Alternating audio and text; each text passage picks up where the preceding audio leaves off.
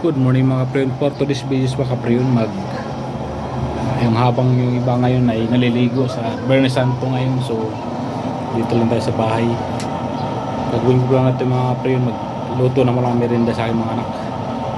Alright, naman ginamit natin yung pangmalakasan natin ng used oil kalan. Papakulo tayo ng tubig kasi ano natin yung dahon, diyan natin ihawb sa Bisaya. So habang nagpakulo tayo dyan, pinahin natin yung malagkit dito mga kapriyon. Ayan, paluto na siya, oh. Diba? Ayan, ito na yung mga dahon natin mga kapriyon. Yan, pag kumulo yan, lublob natin yan doon, lublob natin yan dyan. Ay mga anak ko, yan lang trabaho nila kasi bakasyon. Laro lang. Right, yung proseso mga kapriyon.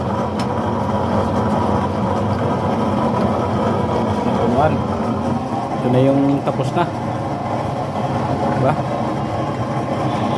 Alright, sunod natin yung ano na yung gata. Ayan na mga kapriyon, kumukulo na siya hanggang malapot na yung mga kapriyon. Halu-haluin natin.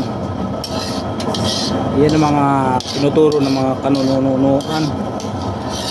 Ayan, pre, yung used oil kalan, malaking tulong sa atin ito mga pre.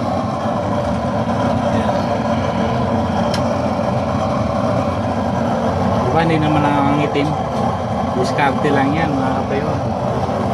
Tipid tayo. Since oil lang na aking motor yan, hindi ko naipon ko. Kaya kung mayroon ka mga langis, ibigay nyo sa akin. Yan, diba? Aking tulong. Ating malagkit na kapriyon, pinainiin lang natin. Sobrang nagmamantika, oh. Madaming nyug. So diba, maya lamang ay lilikitin natin yan. Iniin lang natin kunti. Alright mga kapriyon, dikit tayo, dikit time.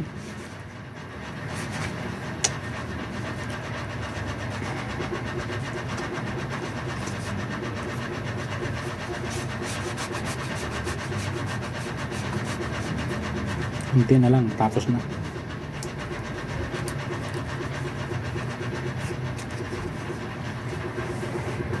Ito na lang mga kapriyon.